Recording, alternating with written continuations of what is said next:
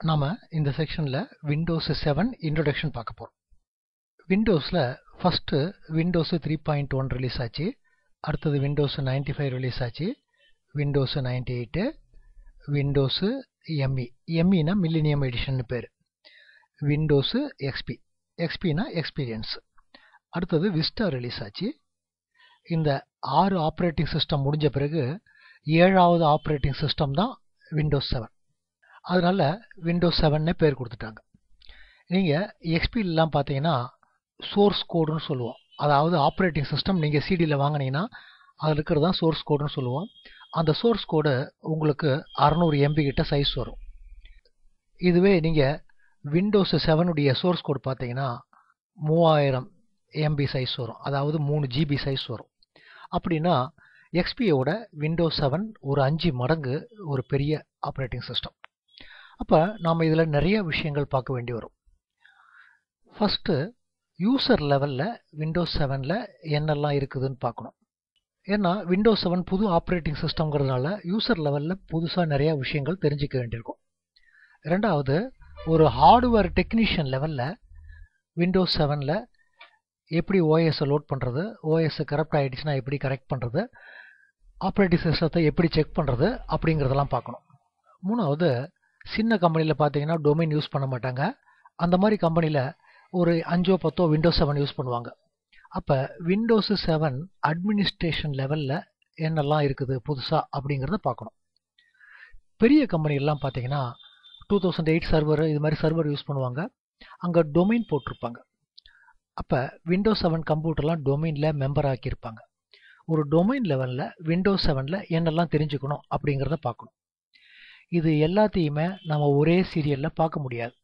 அப்போ நம்ம இந்த சீரியலில் என்ன பார்க்குறோம்னா யூசர் லெவலில் என்னெல்லாம் தெரிஞ்சுக்கணும், விண்டோஸ் 7 அட்மினிஸ்ட்ரேஷன் லெவலில் என்னெல்லாம் தெரிஞ்சுக்கணுங்கிறத மட்டும் பார்க்குறோம். ஹார்ட்வேர் கோர்ஸில் ஹார்ட்வேர் டெக்னீஷியனுக்கு விண்டோஸ் 7 பற்றி என்ன தெரிஞ்சுக்கணுங்கிறத ஹார்ட்வேர் கோர்ஸில் பார்ப்போம். அதே மாதிரி 2008 சர்வர் கோர்ஸில் டொமைன் லெவலில் விண்டோஸ் 7ல் என்னெல்லாம் ஆல்ட்ரேஷன் இருக்குது, என்னெல்லாம் தெரிஞ்சுக்கணுங்கிறத பார்ப்போம். இப்போ நம்ம விண்டோஸ் 7ல் என்னெல்லாம் புதிய சாஃப்ட்வேர்ஸு, என்னெல்லாம் புதிய விஷயங்கள் இருக்குதுங்கிறத பார்க்க போகிறோம். நீங்கள் ஒரு கம்ப்யூட்டரில் உட்காந்து வின் வேர்ஷன் என்டர் பண்ணிங்கன்னா உங்களுக்கு கெர்னலுடைய வேர்ஷன் காட்டும். அதாவது ஒரு ஆப்ரேட்டிங் சிஸ்டத்தில் கெர்னல்ங்கிறது ரொம்ப முக்கியமான விஷயம். அந்த கெர்னல் தான் ஆப்ரேட்டிங் சிஸ்டத்துடைய பேஸ்ன்னு சொல்லலாம். நீங்கள் XP கம்ப்யூட்டரில் உட்காந்து வின் வேர்ஷனுங்கிற கமாண்ட் அடிச்சிங்கன்னா 5.1ன்னு காட்டும். இந்த 5ங்கிறது மேஜர் வேர்ஷன், இந்த 1ங்கிறது மைனர் வேர்ஷன். இதுவே நீங்கள் விஸ்டா கம்ப்யூட்டரில் உட்காந்து வின் வேர்ஷன் அடிச்சிங்கன்னா 6ன்னு காட்டும். அப்படின்னா XPக்கும் விஸ்டாவுக்கும் உங்களுக்கு கெர்னல் வேர்ஷன் சேஞ்ச் ஆகுது. அதுவும் மேஜர் வேர்ஷன் சேஞ்ச் ஆகுதுன்னா XPக்கும் விஸ்டாவுக்கும் உங்களுக்கு நிறைய வித்தியாசம் இருக்குதுன்னு அர்த்தம். இதுவே நீங்கள் விண்டோஸ் 7ல் பார்த்தீங்கன்னா 6.1 அப்படின்னா விண்டோஸ் 7ம் விஸ்டாவும் சேம் கெர்னல் தான். இந்த மைனர் வெர்ஷன் மட்டும்தான் மாறுதுன்னா விஸ்டாவிலேருந்து சில விஷயங்கள் மட்டும்தான் விண்டோஸ் 7ல் சேஞ்ச் பண்ணிருக்காங்க. மேஜராக எந்த சேஞ்சும் கிடையாது. விஸ்டா உங்களுக்கு தெரியும்னா நீங்கள் விண்டோஸ் 7 ஈஸியாக கற்றுக்கலாம். ஏன்னா பெரிய சேஞ்சஸ் எதுவும் இருக்காது. ஆனால் விஸ்டா அந்த அளவுக்கு பாப்புலர் கிடையாது. அப்போ யூசருக்கு விஸ்டாவை பற்றி அதிக நாலேஜ் இருக்காது. ஜென்ரலாக யூசர்ஸ் எல்லாமே XPயில் தான் இருப்பாங்க. அப்போ XPயிலேருந்து விண்டோஸ் 7 தெரிஞ்சுக்கணுன்னா உங்களுக்கு நிறைய விஷயங்கள் மாறி இருக்கும். நாம் இந்த கோர்ஸில் XP தெரிஞ்சவங்களுக்கு விண்டோஸ் 7 பற்றி தெரிஞ்சுக்கிறதுக்காக நடத்துகிறோம். அதாவது அதுக்கான சிலபஸ் மட்டும்தான் நம்ம இதில் கவர் பண்ணுறோம். XPக்கும் விண்டோஸ் 7க்கும் என்னெல்லாம் வித்தியாசம் இருக்குது அப்படிங்கிறத பார்க்குறோம். உங்களுக்கு சர்ச் ரொம்ப இம்ப்ரூவ் பண்ணிருக்காப்புல விண்டோஸ் 7ல். என்ன காரணம்னா இப்போல்லாம் உங்களுக்கு 1 TB ஹார்ட் டிஸ்க் இருக்குது. நீங்கள் ஒரு ஃபைலை ஸ்டோர் பண்ணிட்டீங்கன்னா அந்த ஃபைல் எங்கே ஸ்டோர் பண்ணியிருக்கீங்க அப்படிங்கிறத சர்ச் பண்ணி எடுக்கிறது ரொம்ப கஷ்டம். அதனால சர்ச் நிறையா இம்ப்ரூவ் பண்ணிருக்காங்க. நீங்கள் ஸ்டார்ட் மெனுவிலையும் சர்ச் பண்ணலாம், விண்டோஸ் எக்ஸ்ப்ளோரர்லையும் சர்ச் பண்ணலாம், கண்ட்ரோல் பேனல்லையும் சர்ச் பண்ணலாம். இந்த சர்ச் ஆப்ஷன்ஸ் எல்லாம் என்னங்கிறத உள்ளே பார்ப்போம்.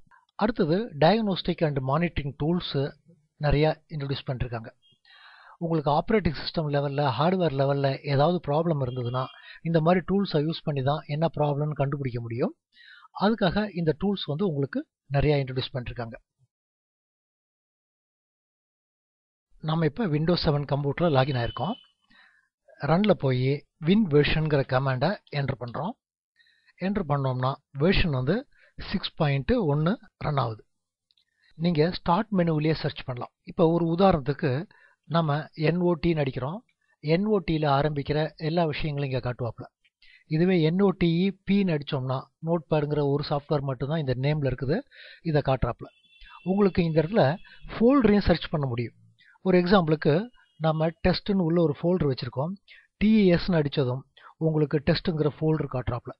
அப்போ ஹார்ட் டிஸ்கில் இருக்கிற எல்லா விஷயங்களும் நீங்கள் இங்கேயே சர்ச் பண்ணிக்கலாம். அப்படி இல்லைன்னா கம்ப்யூட்டர் ஓப்பன் பண்ணுறோம்.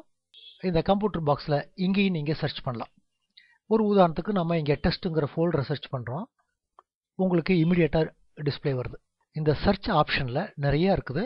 அது நம்ம ஃபியூச்சர் கிளாஸில் டீட்டெயிலாக பார்ப்போம். நம்ம கண்ட்ரோல் பேனலுக்கு போகிறோம். கண்ட்ரோல் பேனலில் ஓப்பன் பண்ணிவிட்டு இங்கேயும் நீங்கள் சர்ச் பண்ணலாம். இந்த இடத்துல சிஸ்டம் சம்பந்தமான விஷயங்கள் மட்டும்தான் சர்ச் பண்ண முடியும். ஒரு உதாரணத்துக்கு நான் சிஸ்ன்னு அடிக்கிறேன். சிஸ்டம் சம்பந்தமாக என்னெல்லாம் டூல்ஸ் இருக்குது அப்படின்னு காட்டுறாப்புல.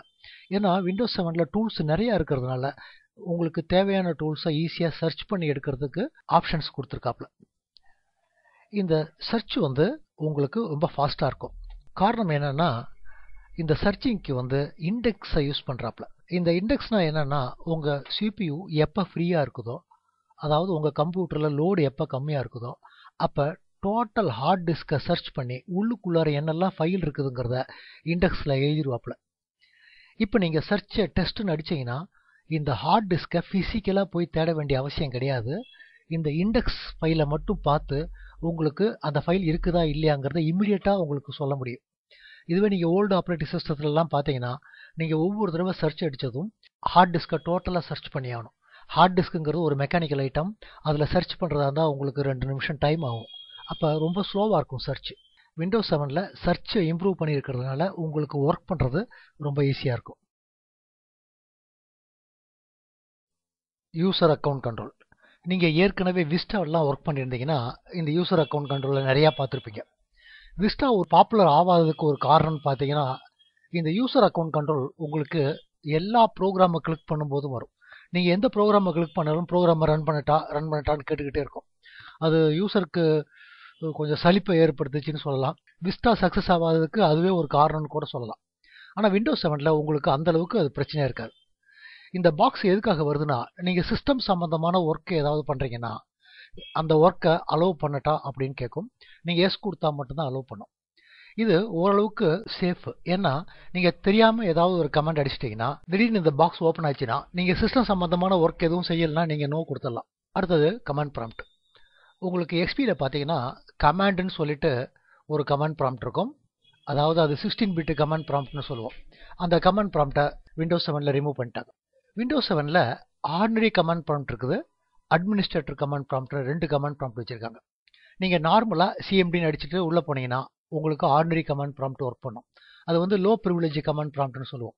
இந்த கமாண்ட் ப்ராம்ப்டில் நார்மலான ஒர்க்கெல்லாம் நீங்கள் பண்ணலாம். ஆனால் சிஸ்டம் சம்மந்தமான கமாண்ட் ஏதாவது அடிச்சிங்கன்னா அக்சஸ் இஸ் டினைடுன்னு வந்துடும். இந்த மாதிரி சிஸ்டம் சம்மந்தமான கமாண்ட்லாம் நீங்கள் ரன் பண்ணுறாருந்தா அட்மினிஸ்ட்ரேட்டர் கமாண்ட் ப்ராம்ப்ட் ஓப்பன் பண்ணும். அட்மினிஸ்ட்ரேட்டர் கமாண்ட் ப்ராம்ப்ட் ஓப்பன் பண்ணிங்கன்னா அட்மினிஸ்ட்ரேட்டர் கமாண்ட் உங்களுக்கு மேலே டிஸ்பிளே வரும். இதில் நீங்கள் சிஸ்டம் சம்மந்தமான கமாண்ட்லாம் ரன் ஆகும். இந்த கமாண்ட் ப்ராம்ப்டை ஓப்பன் பண்ணுறதுக்கு நீங்கள் Ctrl+Shift+Enterங்கிற கீயும் யூஸ் பண்ணலாம். இது எப்படி ஒர்க் பண்ணுதுங்கிறத பார்ப்போம். இப்போ நம்ம ஸ்டார்ட்டில் CMDங்கிற கமாண்ட் என்டர் பண்ணுறோம். இது வந்து உங்களுக்கு ஆர்டினரியான கமாண்ட் ப்ராம்ப்ட். இதில் BCD எடிட்னு ஒரு கமாண்ட் என்டர் பண்ணுறோம். அக்சஸ் இஸ் டினைட் வருது. இந்த BCD எடிட் கமாண்டு சிஸ்டம் பூட்டிங்கை ஆல்ட்ரு பண்ணுறதுக்கான கமாண்டு. அந்த மாதிரி சிஸ்டம் சம்மந்தமான கமாண்டெல்லாம் நீங்கள் இதில் ரன் பண்ண முடியாது. நீங்கள் நார்மல் ப்ரோக்ராமை மட்டும்தான் இதில் ரன் பண்ண முடியும். இதுவே வந்து அட்மினிஸ்ட்ரேட்டர் கமாண்ட் ப்ராம்ப்டை ஓப்பன் பண்ணுறோம். கமாண்ட் ப்ராம்ப்ட் ரைட் கிளிக் பண்ணிவிட்டு ரன் அஸ் அட்மினிஸ்ட்ரேட்டருங்கிறத செலக்ட் பண்ணுறோம். இப்படி செலக்ட் பண்ணிங்கன்னா உங்களுக்கு யூசர் அக்கௌண்ட் கண்ட்ரோல் வந்துடும். நம்ம எஸ்ஸை கிளிக் பண்ணுறோம். இப்போ ஓப்பன் ஆகிருக்கிறது வந்து அட்மினிஸ்ட்ரேட்டர் கமாண்ட் ப்ராம்ப்ட். இதில் வந்து BCD எடிட்னு என்டர் பண்ணிங்கன்னா உங்களுக்கு கமாண்ட் ரன் ஆகும். அப்போ நார்மலாக ஒர்க் பண்ணும்போது நீங்கள் ஆர்டினரி கமாண்ட் ப்ராம்ப்டை ஓப்பன் பண்ணிங்க. சிஸ்டம் சம்மந்தமான ஒர்க்கு எப்பயாவது பண்ணுறீங்கன்னா அப்போ மட்டும் இந்த அட்மினிஸ்ட்ரேட்டர் கமாண்ட் ப்ராம்ப்டை ஓப்பன் பண்ணி. விண்டோஸ் 7ல் நிறையா புது சாஃப்ட்வேர்ஸு அப்ளிகேஷன்ஸ் எல்லாம் ஆட் பண்ணிருக்காங்க. அதே டைமில் எக்ஸ்பியில் இருக்கிற சில அப்ளிகேஷன்ஸ் எல்லாம் ரிமூவ் பண்ணிருக்காங்க. ஒரு உதாரணத்துக்கு இமெயில் கிளையண்ட் சாஃப்ட்வேர், அதாவது எக்ஸ்பியில் பார்த்தீங்கன்னா அவுட்லுக் எக்ஸ்பிரஸ்னு சொல்லிட்டு ஒரு இமெயில் கிளையண்ட் சாஃப்ட்வேர் இருக்கும். அந்த மாதிரி இமெயில் கிளையண்ட் சாஃப்ட்வேர்ஸ் எல்லாம் விண்டோஸ் 7ல் கிடையாது. உங்களுக்கு அப்படியே வேணும்னா மைக்ரோசாஃப்ட் சைட்டில் போய் விண்டோஸ் லைவ் மெயில்னு ஒரு சாஃப்ட்வேர் இருக்குது, அதை நீங்கள் டவுன்லோட் பண்ணி நீங்கள் இன்ஸ்டால் பண்ணிக்கணும். இந்த இமெயில் கிளையண்ட்ஸ் எல்லாம் கம்பெனி லெவலில் தான் அதிகமாக யூஸ் பண்ணுவாங்க, வீடுகளில் அதிகமாக யூஸ் பண்ண மாட்டாங்க. இன்னொன்று, கம்பெனிலாம் பார்த்தீங்கன்னா எம்எஸ் ஆஃபீஸை நீங்கள் லோட் பண்ணிங்கன்னா அவுட்லுக் வந்து ஆட்டோமேட்டிக்காக லோட் ஆகிடும். அதனால் கம்பெனிகளுக்கு ஆப்ரேட்டிங் சிஸ்டத்தில் இருக்கிற இந்த சாஃப்ட்வேர் தேவை கிடையாது. வீடுகளில் அதிகம் யாரும் யூஸ் பண்ணுறதில்ல, அதனால் இந்த சாஃப்ட்வேரை ரிமூவ் பண்ணிட்டாங்க. ஆன்டிவைரஸ் சாஃப்ட்வேர் ஆப்ரேட்டிங் சிஸ்டத்தில் கிடையாது. நீங்கள் வேணும்னா மைக்ரோசாஃப்ட் சைட்டில் போனீங்கன்னா மைக்ரோசாஃப்ட் செக்யூரிட்டி எசென்ஷியல்னு ஒரு சாஃப்ட்வேர் இருக்குது. இதுதான் வந்து ஆன்டிவைரஸ் சாஃப்ட்வேர். இதை நீங்கள் டவுன்லோட் பண்ணி இன்ஸ்டால் பண்ணலாம். அப்படி இல்லைனா நீங்கள் நிறைய தேர்ட் பார்ட்டி சாஃப்ட்வேர்ஸ் இருக்குது, அதில் ஏதாவது ஒரு சாஃப்ட்வேரை இன்ஸ்டால் பண்ணிக்கலாம். தேர்ட் பார்ட்டி சாஃப்ட்வேர் இன்ஸ்டால் பண்ணும்போது அந்த ஆன்டிவைரஸ் சாஃப்ட்வேர் விண்டோஸ் 7க்கு கம்பேட்டபிளாங்கிறத ஒரு தடவை செக் பண்ணிக்கணும். விண்டோஸில் என்னெல்லாம் வேர்ஷன் இருக்குதுங்கிறத பார்க்க போகிறோம். நீங்கள் ஒரு கம்ப்யூட்டரில் வேர்ஷனை பார்க்குறதுக்கு விண்டோஸ் கீயும் பிரேக் கீயும் ப்ரெஸ் பண்ணிங்கன்னா இந்த ஸ்க்ரீன் ஓப்பன் ஆகும். இந்த ஸ்க்ரீனில் என்ன வேர்ஷன் அங்கே ரன் ஆகுதுங்கிறத உங்களுக்கு டிஸ்பிளே பண்ணும். நம்ம ஸ்டார்ட்டை கிளிக் பண்ணி மை கம்ப்யூட்டர் ரைட் கிளிக்கு ப்ராப்பர்ட்டிஸுக்கு போகிறோம். இங்கே போனீங்கன்னா உங்கள் கம்ப்யூட்டரில் என்ன வேர்ஷன் ரன் ஆகுதுங்கிறத டிஸ்பிளே பண்ணும்.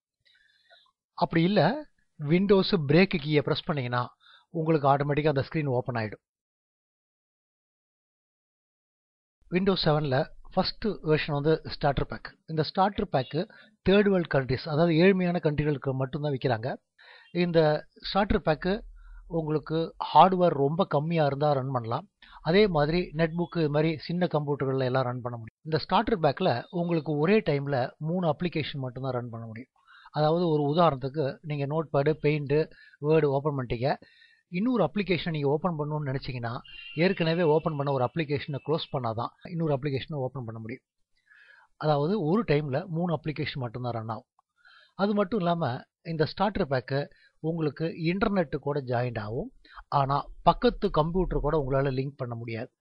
அதாவது உங்கள் வீட்டில் 2-3 கம்ப்யூட்டர்லாம் யூஸ் பண்ணுறீங்கன்னா இந்த ஸ்டார்டர் பேக்கை யூஸ் பண்ணி பக்கத்து கம்ப்யூட்டர் கூட லிங்க் பண்ணுறது, அதாவது ஒர்க் குரூப்னு சொல்லுவோம். அதே வந்து விண்டோஸ் 7ல் வந்து ஹோம் குரூப்னு சொல்லுவோம். இந்த மாதிரி குரூப்பெல்லாம் உங்களால் கிரியேட் பண்ண முடியாது. விண்டோஸ் 7ல் உங்களுக்கு ஆரோ இன்டர்ஃபேஸ் கிடையாது. இந்த ஆரோ இன்டர்ஃபேஸ்னால் என்னன்னு பார்ப்போம். அடுத்தது 32 பிட் வெர்ஷன் மட்டும்தான் உங்களுக்கு கிடைக்கும். இப்போ ஆப்ரேட்டிங் சிஸ்டம்லாம் பார்த்தீங்கன்னா 32 பிட்டு 64 பிட்னு சொல்லிட்டு 2 வகையாக ரிலீஸ் பண்ணிட்டு இருக்காங்க. இந்த 64 பிட் ஆப்ரேட்டிங் சிஸ்டம்லாம் உங்களுக்கு ஃபாஸ்ட்டாக ஒர்க் ஆகும். உங்கள்கிட்ட 32 பிட் கம்ப்யூட்டர் இருந்ததுன்னா நீங்கள் 32 பிட் ஓஎஸ் மட்டும்தான் லோட் பண்ண முடியும். 64 பிட்டு ஓஎஸை உங்களால் லோட் பண்ண முடியாது. இதுவே 64 பிட் கம்ப்யூட்டர் உங்கள்கிட்ட இருந்ததுன்னா 32 பிட் ஓஎஸ்ஸையும் ரன் பண்ணலாம், 64 பிட் ஓஎஸ்ஸையும் உங்களால் ரன் பண்ணலாம். ஸ்டார்டர் பேக்கில் பார்த்தீங்கன்னா 64 பிட் ஆப்ரேட்டிங் சிஸ்டம் கிடையாது. ஏன்னா இது லோவர் வெர்ஷன், ப்ரைஸ் கம்மியான வெர்ஷனுங்கிறதுனால உங்களுக்கு 32 பிட் மட்டும்தான் ரிலீஸ் பண்ணிருக்காங்க. ஆரோ இன்டர்ஃபேஸ்னால் என்னன்னு பார்ப்போம். நம்ம இந்த கம்ப்யூட்டரில் ஒரு 5-6 அப்ளிகேஷன் நம்ம ஓப்பன் பண்ணி வச்சுருக்கோம்.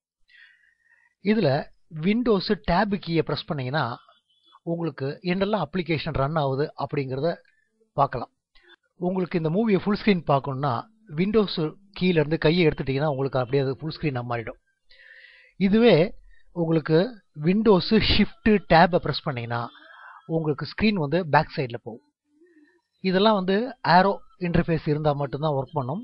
உங்கள் ஸ்டார்டர் பேக்கில் ஆரோ இன்டர்ஃபேஸ் கிடையாது. ஆரோவில் உங்களுக்கு கிளாஸ் எஃபெக்ட் இருக்கும். இந்த கிளாஸ் எஃபெக்ட்னா இந்த பின் பக்கம் வந்து ப்ளூ தெரியுது, அதே ப்ளூ உங்களுக்கு இந்த ஏரியாவிலையும் தெரியும். அதே மாதிரி பின் பக்கம் இருக்கிற பிளாக்கு இங்கேயும் தெரியும். இதை அப்படியே மூவ் பண்ணிங்கன்னா இந்த ஐக்கானும் பின்னாடி இருக்கிற ஐக்கானும் உங்களால் பார்க்க முடியும். அடுத்தது ஹோம் பேசிக். இந்த ஹோம் பேசிக் எடிஷன் உங்களுக்கு விலை கம்மியான எடிஷன். ஒரு நார்மலான கம்ப்யூட்டரில் எல்லாம் உங்களால் லோட் பண்ண முடியும். நீங்கள் லோவர் ப்ரைஸில் ஒரு லேப்டாப்போ ஒரு கம்ப்யூட்டரோ வாங்கினீங்கன்னா இந்த ஹோம் பேசிக் தான் உங்களுக்கு லோட் பண்ணி தருவாங்க. இந்த ஹோம் பேசிக்லேயும் பார்த்தீங்கன்னா உங்களுக்கு ஆரோ இன்டர்ஃபேஸ் கிடையாது. உங்களுக்கு இதில் சர்ச்சிங் ஆப்ஷனாக Windows Explorer 8, Windows Defender, photo gallery, easy transfer, இது மாதிரி நார்மலான எல்லா சாஃப்ட்வேரும் உங்களுக்கு இதில் இருக்கும். ஹோம் ப்ரீமியம் உங்களுக்கு கேம் ரன் பண்ணணும், மல்டிமீடியா எஃபெக்ட் அதிகமாக இருக்கணும்னு நினச்சிங்கன்னா வீடுகளில் மினிமம் ஹோம் ப்ரீமியம் வாங்கணும். இந்த ஹோம் ப்ரீமியமில் ஆரோ இன்டர்ஃபேஸ் சப்போர்ட் உண்டு. Media center, tablet PC. இந்த டேப்லெட் பிசினா டச் ஸ்க்ரீன் இருக்கிற கம்ப்யூட்டர்லாம் டேப்லெட் பிசின்னு சொல்லுவோம். அந்த சப்போர்ட் உண்டு. அதே மாதிரி டிவிடி மேக்கரு, ஷெட்யூல்டு பேக்கப், எல்லா ஓஎஸ்லையும் உங்களால் பேக்கப் எடுக்க முடியும். ஷெட்யூல்டு பேக்கப்னா டெய்லி ஈவினிங் 6 மணிக்கு பேக்கப் எடுக்கணும்னு நீங்கள் கான்ஃபிகர் பண்ணீங்கன்னா ஆட்டோமேட்டிக்காக பேக்கப் ஆகும். அதுதான் நம்ம ஷெட்யூல் பேக்கப்னு சொல்லுவோம். அந்த பேக்கப் ஃபெசிலிட்டி உண்டு. ப்ரொஃபஷனல் எடிஷன் ஹோம் பிரீமியத்தில் இருக்கக்கூடிய எல்லா வசதியும் இருக்குது. அதே டைமில் இந்த ஆப்ரேட்டிங் சிஸ்டம் டொமைனில் மெம்பர் ஆகும். அப்போ கம்பெனிகளில் நீங்கள் யூஸ் பண்ணுறதா இருந்ததுன்னா 2008 சர்வர் யூஸ் பண்ணுவீங்க, டொமைன் போட்டிருப்பீங்க. அந்த டொமைனில் உங்கள் விண்டோஸ் 7 ஜாயின் பண்ணணும்னா மினிமம் நீங்கள் ப்ரொஃபஷனல் தான் யூஸ் பண்ணணும். ஏன்னா ஹோம் எடிஷன் எதுவுமே டொமைனில் மெம்பர் ஆகாது. அப்படின்னா ஹோம் எடிஷன் எதையுமே நீங்கள் கம்பெனிகளில் யூஸ் பண்ண முடியும். அடுத்தது அல்டிமேட் அண்ட் என்டர்பிரைஸ். இந்த அல்டிமேட்டும் என்டர்பிரைஸும் ஆப்ஷன்ஸ் எல்லாம் உங்களுக்கு சேமாக தான் இருக்கும். இந்த அல்டிமேட்டை நீங்கள் ரீட்டைல் சேல்ஸில் வாங்க முடியும். ஆனால் இந்த என்டர்பிரைஸை உங்களால் வாங்க முடியாது. ஒரு உதாரணத்துக்கு ஒரு கம்பெனியில் ஒரு 500 கம்ப்யூட்டர் யூஸ் பண்ணுறாங்கன்னா அவங்க 500 ஆப்ரேட்டிங் சிஸ்டம் மைக்ரோசாஃப்டை காண்டாக்ட் பண்ணி டைரெக்டாக தான் வாங்க முடியும். ரீட்டைல் சேல்ஸ் இது கிடையாது. இதில் உங்களுக்கு நிறையா அடிஷ்னல் ஆப்ஷன்ஸ் இருக்குது. Bit locker, branch catch, application locker, இந்த மாதிரி ஸ்பெஷல் அப்ளிகேஷன்ஸ் எல்லாம் இதில் ரன் ஆகும். நம்ம ஜென்ரலாக ஹோம் ப்ரீமியம், ப்ரொஃபஷனல், அல்டிமேட் தான் நம்ம ரீட்டைலில் வாங்க முடியும். இதில் காமனான ஃபியூச்சர்னு பார்த்தீங்கன்னா எல்லாத்துலேயும் டெஸ்க்டாப் இம்ப்ரூவ்மெண்ட்டு ஹையாக இருக்கும். அதாவது கிராஃபிக்கல் எஃபெக்ட் வந்து அதிகமாக இருக்கும். அதே மாதிரி சர்ச்சிங் கமாண்டு உங்களுக்கு எல்லாத்துலேயுமே ஒர்க் பண்ணும். விண்டோஸ் எக்ஸ்ப்ளோரர் 8 எல்லா வெர்ஷன்லையும் உண்டு. அடுத்தது டிவியை உங்களால் ரெக்கார்ட் பண்ண முடியும். இந்த டிவியை ரெக்கார்ட் பண்ணுறாந்தா டிவி டியூனர் கார்டுன்னு ஒரு ஸ்பெஷல் கார்டு இருக்குது. அந்த கார்டை வாங்கி நீங்கள் அதாவது ஹார்ட்வேரில் ஃபிக்ஸ் பண்ணியிருந்தால் மட்டும்தான் உங்களால் ரெக்கார்டிங் பண்ண முடியும். ஹோம் குரூப்பு விண்டோஸ் 7ல் ஒரு 5 கம்ப்யூட்டர் 10 கம்ப்யூட்டரை ஒன்றா ஜாயின் பண்ணி உங்களால் ஹோம் குரூப் கிரியேட் பண்ண முடியும். இதுவே உங்களுக்கு எக்ஸ்பியில் இதுக்கு பேர் வந்து ஒர்க் குரூப்னு சொல்லுவோம். அந்த நேமை வந்து விண்டோஸ் 7ல் சேஞ்ச் பண்ணிட்டாங்க. உங்களுக்கு ப்ரீமியம், ப்ரொஃபஷனல், அல்டிமேட்ல எல்லாம் ஹோம் குரூப்பை கிரியேட் பண்ண முடியும். இந்த எடிஷனுக்கு உள்ளார என்ன வித்தியாசம்னு பார்த்தீங்கன்னா எக்ஸ்பி மோடு ஹோம் ப்ரீமியத்தில் கிடையாது. ப்ரொஃபஷனல்லையும் அல்டிமேட்லேயும் தான் உண்டு. இந்த எக்ஸ்பி மோடுனா என்ன? உங்களுக்கு சில சாஃப்ட்வேர்ஸு, கேம்ஸு இதெல்லாம் எக்ஸ்பியில் ரன் ஆகும். ஏன்னா இந்த சாஃப்ட்வேரு, கேம்ஸு எல்லாமே எக்ஸ்பி ஆப்ரேட்டிங் சிஸ்டத்தை பேஸ் பண்ணி எழுதின சாஃப்ட்வேர் கேம்ஸ். அதனால எக்ஸ்பியில் நல்லா ரன் ஆகும். ஆனால் இதையே நீங்கள் விண்டோஸ் 7ல் லோட் பண்ணிங்கன்னா விண்டோஸ் 7ல் இந்த சாஃப்ட்வேர் கேம்ஸு சில டைம் லோட் ஆகும், சில கேம்ஸ் எல்லாம் உங்களுக்கு லோட் ஆகாது. நமக்கு இந்த சாஃப்ட்வேர் ரொம்ப முக்கியம்னா நம்ம விண்டோஸ் எக்ஸ்பி தான் யூஸ் பண்ணி ஆகணும். விண்டோஸ் 7 வாங்க மாட்டோம். ஏன்னா விண்டோஸ் 7ல் அந்த கேம், அந்த சாஃப்ட்வேர் ரன் ஆக மாட்டேங்குது. இந்த மாதிரி ப்ராப்ளம் வரக்கூடாதுங்கிறதுக்காக விண்டோஸ் 7க்கு உள்ளாரிய ஒரு எக்ஸ்பியை வச்சுருக்காங்க. இந்த சாஃப்ட்வேர், இந்த கேம் நீங்கள் ரன் பண்ணணும்னா எக்ஸ்பியை விண்டோஸ் 7க்கு உள்ளாரையே ஆன் பண்ணுறீங்க, அந்த சாஃப்ட்வேரை ரன் பண்ணுறீங்க. ஒர்க்கு முடிஞ்சதும் சாஃப்ட்வேரை க்ளோஸ் பண்ணிடுறீங்க, எக்ஸ்பியை உள்ளே க்ளோஸ் பண்ணிவிட்டு விண்டோஸ் 7ல் ஒர்க் பண்ணுறீங்க.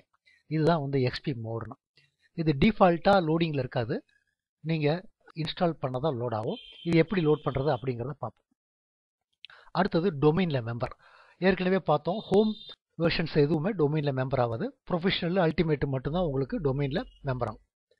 நெட்வொர்க் பேக்கப் வந்து நீங்கள் எந்த கம்ப்யூட்டர்லையும் டைரெக்டாக எடுக்கலாம். ஆனால் ஒரு கம்ப்யூட்டரில் இருந்துக்கிட்டு பக்கத்து கம்ப்யூட்டரை பேக்கப் எடுக்கிறது, அதாவது ஆப்ரேட்டிங் சிஸ்டம் ஃபைல்ஸ் எல்லாம் பேக்கப் எடுக்கிறத நம்ம நெட்வொர்க் பேக்கப்னு சொல்லுவோம். அந்த நெட்வொர்க் பேக்கப்பு ஹோம் ப்ரீமியத்தில் ஒர்க் ஆகாது. ஏன்னா ஹோம் ப்ரீமியம் ஏற்கனவே பார்த்தோம், கம்பெனிகளில் அதை யூஸ் பண்ண மாட்டோம். ப்ரொஃபஷனல், அல்டிமேட்டில் மட்டும்தான் ஒர்க் பண்ணும். அடுத்தது பிட் லாக்கருங்கிற ஃபெசிலிட்டி இருக்குது. இந்த பிட் லாக்கர் ஃபெசிலிட்டி உங்களுக்கு அல்டிமேட்டு, என்டர்பிரைஸில் மட்டும்தான் இருக்குது, ப்ரொஃபஷனலில் கிடையாது. உங்களுக்கு 35 லாங்குவேஜை சப்போர்ட் பண்ணும் அல்டிமேட்டு. ஹோம் ப்ரீமியமாக, ப்ரொஃபஷனல் அவ்வளோ லாங்குவேஜை சப்போர்ட் பண்ணாது. இப்போ டொமைனில் ஜாயின் பண்ணுறதுனா என்னன்னு பார்க்கணும். கம்பெனிகளில் எப்பயுமே 2000 சர்வரு, 2003 சர்வரு, 2008 சர்வர், இந்த மாதிரி சர்வரை யூஸ் பண்ணி டொமைன் கிரியேட் பண்ணியிருப்பாங்க. கம்பெனியில் இருக்கிற எல்லா கம்ப்யூட்டரும், ஒரு உதாரணத்துக்கு ஒரு 1000 கம்ப்யூட்டர் இருந்ததுன்னா அந்த 1000 கம்ப்யூட்டரும் டொமைனில் மெம்பர் ஆக்கியிருப்பாங்க.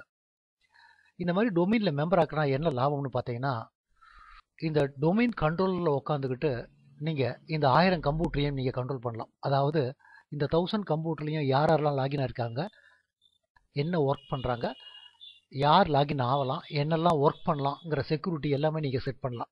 இதுதான் நம்ம வந்து சென்ட்ரல் பாயிண்ட் ஆஃப் அட்மினிஸ்ட்ரேஷன் சொல்லுவோம். இதனால் உங்களுக்கு நெட்வொர்க்கை ரொம்ப செக்யூர் பண்ண முடியும். இந்த டொமைன்கிறத நம்ம 2008 சர்வரு, 2003 சர்வரு, 2000 சர்வர், இதை ஏதாவது யூஸ் பண்ணி நம்ம கிரியேட் பண்ணுவோம். டொமைனில் மெம்பர் ஆகிறதுனா உங்ககிட்ட minimum Windows 7 professional, enterprise, ultimate இந்த ஆப்ரேட்டிங் சிஸ்டம் மட்டும்தான் இருக்கணும். அப்படின்னா இந்த 3 ஆப்ரேட்டிங் சிஸ்டம் மட்டும்தான் நீங்கள் கம்பெனியில் யூஸ் பண்ண முடியும். பேக்கப், இப்போ இருக்கிற சூழ்நிலையில் பேக்கப் வந்து ரொம்ப முக்கியம். ஏன்னா உங்களுக்கு ஹார்ட்வேரில் ஏதாவது ஃபெயிலியர் ஆகிடுச்சுன்னா நீங்கள் இமீடியட்டாக கரெக்ட் பண்ணிக்கலாம், கொஞ்சம் செலவு தான் ஆகும்.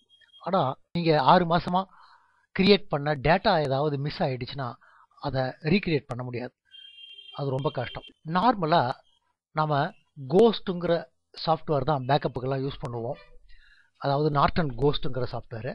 இந்த சாஃப்ட்வேரில் என்ன லாபம்னு பார்த்தீங்கன்னா உங்களுடைய ஆப்ரேட்டிங் சிஸ்டம் டேட்டா எல்லாத்தையுமே இமேஜாக பேக்கப் எடுக்கும். இந்த இமேஜாக பேக்கப் எடுத்தால் என்ன லாபம்னா ஒரு 10 நிமிஷத்தில் பேக்கப் ஆகிடும். நாளைக்கு ஏதாவது ஆப்ரேட்டிங் சிஸ்டம் டேட்டா ஏதாவது கரெக்ட் ஆகிடுச்சுன்னா இந்த இமேஜிலேருந்து நம்ம பேக்கப்பை ரெஸ்டோர் பண்ணி டேட்டாவை திருப்பி எடுத்துடலாம். இது ரொம்ப ஃபாஸ்ட்டுங்கிறதுனால விண்டோஸ் 7லேயும் இமேஜ் பேஸ்டு பேக்கப் தான் யூஸ் பண்ணுறாங்க.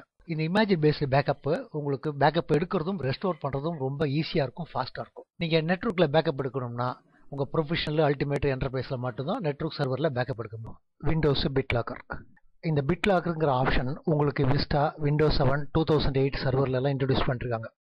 இந்த பிட்லாக்கர் என்கிரிப்ஷனை பேஸ் பண்ணுறது, அதாவது உங்கள் செல்ஃபோன் எந்த அளவுக்கு திருடு போகிறதுக்கு சந்தர்ப்பம் இருக்கோ அதே மாதிரி உங்கள் லேப்டாப்பு திருடு போகிறதுக்கு மிஸ் ஆகிறதுக்கான சந்தர்ப்பம் அதிகம். ஒரு உதாரணத்துக்கு ஒரு மேனேஜருடைய லேப்டாப்பை வந்து திருடு போயிடுச்சுன்னா இல்லை மிஸ் ஆகிடுச்சுன்னா அதுக்குள்ளார கம்பெனியினுடைய எல்லா டீட்டெயிலுமே இருக்கும். அதை எடுக்கிறவங்க உள்ளே லாகின் ஆக முடியாது, காரணம் மேனேஜருடைய பாஸ்வேர்டு, யூசர் நேம் தெரியாது. ஆனால் அவங்க லினக்ஸில் பூட்டபிள் சிடிஸ் நிறையா இருக்குது, அந்த மாதிரி லினக்ஸில் பூட்டபிள் ஓஎஸை போட்டு உள்ளுக்குள்ளார போய் ஹார்ட் டிஸ்கில் என்ன டேட்டா இருக்குதுங்கிறத ரீட் பண்ணிடுவாங்க. அந்த மாதிரி செய்கிறதுக்கு நம்ம கோல்டு பூட் அட்டாக்னு சொல்லுவோம். அப்படி இல்லைன்னா அந்த லேப்டாப்பில் இருக்கிற ஹார்ட் டிஸ்கை மட்டும் தனியாக எடுத்து அவங்களுடைய சொந்த கம்ப்யூட்டரில் கொண்டு போய் ஜாயின் பண்ணுவாங்க. அவங்களுடைய சொந்த கம்ப்யூட்டரில் அவங்களுக்கு யூசர் நேம் பாஸ்வேர்டு தெரியும், உள்ள லாகின் ஆகி ஹார்ட் டிஸ்குள்ளார என்ன கண்டென்ட் இருக்குதுங்கிறத படிச்சிருவாங்க. இந்த மாதிரி விஷயத்தை அவாய்ட் பண்ணுறதுக்காக தான் பிட்லாக்கருங்கிற புது கான்செப்டை இன்ட்ரடியூஸ் பண்ணிருக்காங்க. இந்த பிட்லாக்கர் என்ன பண்ணுன்னா உங்கள் ஹார்ட் டிஸ்குடைய டேட்டாவை டோட்டலாகவே என்கிரிப்ட் பண்ணிடும். என்கிரிப்ட்னா சிம்பிளாக பார்த்தீங்கன்னா இப்போ பாண்டின்னு இருக்குது, இதை நம்ம என்கிரிப்ட் பண்ணுறோம். என்கிரிப்ட் பண்ணும்போது இந்த பிக்கு பதிலாக ஒரு சிம்பிள் எழுதிக்கும், ஓக்கு பதிலாக வேறு ஒரு நம்பர் எழுதிக்கும், இது மாதிரி நம்பரை மாற்றி எழுதிடும். நீங்கள் இதை டைரெக்டாக படிக்க முடியாது. இதை படிக்கணும்னா இதை திரும்பவும் டீக்ரிப்ட் பண்ணால் மட்டும்தான் உங்களால் படிக்க முடியும். இந்த என்கிரிப்டுக்கு ஒரு கீயை யூஸ் பண்ணுவாங்க. பிட்லாக்கரில் இந்த கீ உங்களுடைய மதர் போர்டு, ஹார்ட்வேர் டீட்டெயில்ஸ் தான் கீ. அப்படின்னா என்ன அர்த்தம்னா உங்கள் ஹார்ட் டிஸ்க் இருக்கிற டோட்டல் டீட்டெயிலையும் உங்கள் மதர் போர்டு, ஹார்ட்வேர் இந்த கீயை யூஸ் பண்ணி என்கிரிப்ட் பண்ணிடும். இந்த என்கிரிப்ட் பண்ண கண்டென்ட்டை திரும்பி டீக்ரிப்ட் பண்ணுறதுனா உங்கள் motherboard, hard disk, key எல்லாமே இருந்தால் தான் அதை டீக்ரிப்ட் பண்ண முடியும். இப்போ இந்த ஹார்ட் டிஸ்க்கை நீங்கள் வேறு ஒரு கம்ப்யூட்டரில் கொண்டு போய் போட்டிங்கன்னா உங்கள் மதர் போர்டு சேஞ்ச் ஆகுது, ஹார்ட்வேர் சேஞ்ச் ஆகுது, கீ உங்கள்கிட்ட கிடையாது. அதனால அந்த ஹார்ட் டிஸ்க் இருக்கிற டேட்டாவை படிக்க முடியாது. லினக்ஸ் மாதிரி சிடி எல்லாம் போட்டு நீங்கள் ஆன் பண்ணாலும் உள்ளே இருக்கிற டீட்டெயில்ஸை படிக்க முடியாது. இதுதான் வந்து நம்ம பிட்லாக்கர்னு சொல்லுவோம். அப்படின்னா என்ன அர்த்தம்னா இந்த ஹார்ட் டிஸ்க் இருக்கிற டேட்டாவை எந்த கம்ப்யூட்டரில் பிட்லாக்கர் கான்ஃபிகர் பண்ணீங்களோ அந்த கம்ப்யூட்டருக்குள்ளார மட்டும்தான் டேட்டாவை படிக்க முடியும், மற்ற கம்ப்யூட்டரில் போனால் அந்த டேட்டாவை படிக்க முடியாது. இந்த மாதிரி பிட்லாக்கரை கான்ஃபிகர் பண்ணும்போது நீங்கள் யூஎஸ்பி ஃப்ளாஷ் டிரைவையும் கீக்கு யூஸ் பண்ணலாம். அப்படின்னா என்ன அர்த்தம்னா இந்த லேப்டாப்பை நீங்கள் ஆன் பண்ணும்போது அந்த யூஎஸ்பி டிரைவை உள்ளே இன்சர்ட் பண்ணணும். இந்த லேப்டாப் ஆன் ஆன பிறகு அந்த யூஎஸ்பியை நீங்கள் ரிமூவ் பண்ணிக்கலாம். அப்போ லேப்டாப்பை திருடுறவங்களுக்கு அந்த யூஎஸ்பி ஃப்ளாஷ் டிரைவ் கிடைக்காது. அப்படி இல்லைன்னா நீங்கள் கம்ப்யூட்டர் பூட் ஆகும்போது ஒரு பின் நம்பரை என்டர் பண்ணணும். அதுவும் இல்லைன்னா டிபிஎம் பயாஸ்னு சொல்லிட்டு பயாஸில் ஒரு ஆப்ஷன் இருக்குது. இந்த டிபிஎம் ஆப்ஷன் இருக்கிற பயாஸ் இருக்கிற கம்ப்யூட்டர்லையும் உங்களுக்கு பிட்லாக்கர் கிரியேட் பண்ண முடியும். இந்த பிட்லாக்கர் எப்படி கான்ஃபிகர் பண்ணுறது, இந்த கீயை எப்படி பேக்கப் எடுத்து வைக்கிறது, காரணம் கீ மிஸ் ஆகிடுச்சுன்னா உங்களால் உள்ளுக்குள்ளே இருக்கிற எந்த கண்டென்ட்டும் படிக்க முடியாது, எப்படி பேக்கப் பண்ணுறதுங்கிறதெல்லாம் நம்ம ஃபியூச்சரில் பார்ப்போம். அடுத்தது என்டர்பிரைஸ் எடிஷன். இந்த என்டர்பிரைஸ் எடிஷன் நம்ம ஏற்கனவே பார்த்தோம், இது ரீட்டைல் சேல்ஸு கிடையாது, உங்களுக்கு கம்பெனிகளுக்கு டைரெக்டாக சேல்ஸ் பண்ணக்கூடிய ஆப்ரேட்டிங் சிஸ்டம். இப்போ ஒரு கம்பெனியில் 500 கம்ப்யூட்டர் இருக்குதுன்னா அவங்க 500 ஆப்ரேட்டிங் சிஸ்டத்தை டைரெக்டாக மைக்ரோசாஃப்ட்லேருந்து வாங்குவாங்க. அந்த மாதிரி கஸ்டமரை நம்ம மைக்ரோசாஃப்ட் அஷூரன்ஸ் கஸ்டமர்ஸ்னு சொல்லுவோம். இதில் உங்களுக்கு ப்ரொஃபஷனில் ஹோம் ப்ரீமியத்தில் இருக்கிற எல்லா ஃபீச்சரும் இருக்கும். அது இல்லாமல் நிறைய நியூ ஃபீச்சர்ஸ் எல்லாமே இருக்கும். நீங்கள் சிம்பிளாக பார்த்தீங்கன்னா என்டர்பிரைஸ் அல்டிமேட்டு ரெண்டுலேயுமே ஆப்ஷன்ஸ் எல்லாமே உங்களுக்கு சேமாக இருக்கும். என்டர்பிரைஸில் என்னெல்லாம் ஆப்ஷன் இருக்குதுன்னு பார்த்தீங்கன்னா, முதல்ல டைரக்ட் அக்சஸ். இப்போ உங்கள் கம்பெனி வந்து பாண்டியில் இருக்குது, நம்ம இன்டர்நெட் வழியாக ஜாயின் பண்ணிருக்கோம். உங்களுடைய எம்ப்ளாயி பாம்பேயில் இருக்காங்க. இப்போ பாம்பேயில் இருக்கிற உங்கள் எம்ப்ளாயி கம்பெனிக்கு உள்ளார லாகின் ஆகி சர்வரில் டீட்டெயிலாம் பார்க்கணுன்னா நம்ம VPN கான்ஃபிகர் பண்ணணும். VPNங்கிறது வெர்ச்சுவல் ப்ரைவேட் நெட்வொர்க். இந்த வெர்ச்சுவல் ப்ரைவேட் நெட்வொர்க் வழியாக தான் உள்ளே வந்து இன்டர்நெட் வழியாக வந்து கம்பெனிக்குள்ளார இருக்கிற டீட்டெயில்ஸை பார்க்க முடியும். விண்டோஸ் 7 என்டர்பிரைஸில் டைரக்ட் அக்சஸ்னு ஒரு ஆப்ஷன் இருக்குது. இந்த ஆப்ஷன் நீங்கள் கான்ஃபிகர் பண்ணிங்கன்னா VPNலாம் கான்ஃபிகர் பண்ண வேண்டிய அவசியம் கிடையாது. அதாவது வெளியூரில் இருக்கிற எம்ப்ளாயி இன்டர்நெட் வழியாக கம்பெனியை டைரெக்டாக அக்சஸ் பண்ணுறதுக்கான ஒரு ஆப்ஷன்ஸ் வச்சுருக்காங்க. அடுத்தது பிரான்ச் கேட்ச். இப்போ ஒரு கம்ப்யூட்டரில் உட்காந்துருக்கீங்க, இன்னொரு கம்ப்யூட்டர்லேருந்து டேட்டாவை அக்சஸ் பண்ணுறீங்க. அப்போ நெட்வொர்க் வழியாக தான் உங்களுக்கு டேட்டா வருது. நீங்கள் ஒரு தடவை அக்சஸ் பண்ணிட்டீங்க அந்த டேட்டாவை, நாளைக்கு அந்த டேட்டாவை திரும்பவும் நீங்கள் அக்சஸ் பண்ணுறீங்கன்னா நெட்டுக்கு போக வேண்டிய அவசியம் கிடையாது. அதாவது நெட்வொர்க் வழியாக அதை அக்சஸ் பண்ண வேண்டிய அவசியம் கிடையாது. உங்கள் கம்ப்யூட்டர்லேயே அதை கேட்ச் பண்ணி வச்சுக்கும். அதுதான் வந்து நம்ம பிரான்ச் கேட்ச்னு சொல்லுவோம். அடுத்தது என்டர்பிரைஸ் சர்ச்சிங். அதாவது கம்பெனியில் ஆயிரக்கணக்கான கம்ப்யூட்டர் இருக்கும், 50-100 பிரிண்டர் இருக்கும், நிறைய ஆப்ஜெக்ட்ஸ் இருக்கும். அதை சர்ச் பண்ணுறதுக்கான ஸ்பெஷல் ஆப்ஷன்ஸ் எல்லாம் இருக்குது. பிட் லாக்கர் நம்ம ஏற்கனவே பார்த்தோம். Application locker.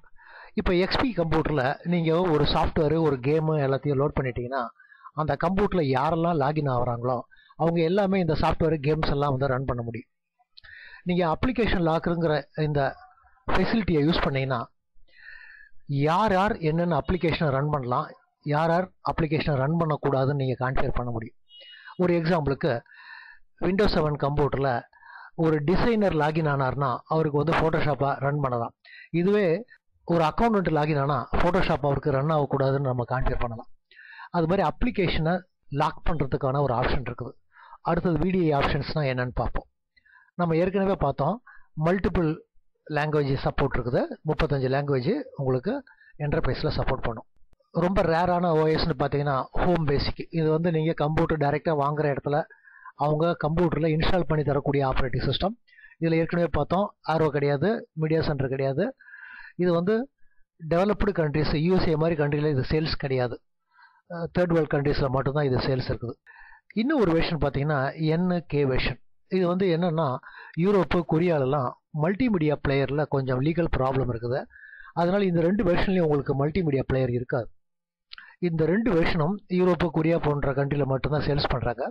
இந்த வெர்ஷன் நீங்கள் வாங்கினீங்கன்னா மல்டிமீடியா பிளேயர் நீங்கள் டவுன்லோட் பண்ணி இன்ஸ்டால் பண்ணிக்கணும். அப்படி இல்லைன்னா தேர்ட் பார்ட்டி மீடியா பிளேயர்ஸ் ஏதாவது நீங்கள் இன்ஸ்டால் பண்ணிக்கணும். இப்போ விண்டோஸ் 7 இன்டர்ஃபேஸில் எப்படிலாம் ஒர்க் பண்ணுறது அப்படிங்கிறத பார்க்க போகிறோம். டாஸ்பாரில் பார்த்தீங்கன்னா ஐகான்ஸ் எல்லாம் உங்களுக்கு சைஸ் பெருசாக இருக்கும்.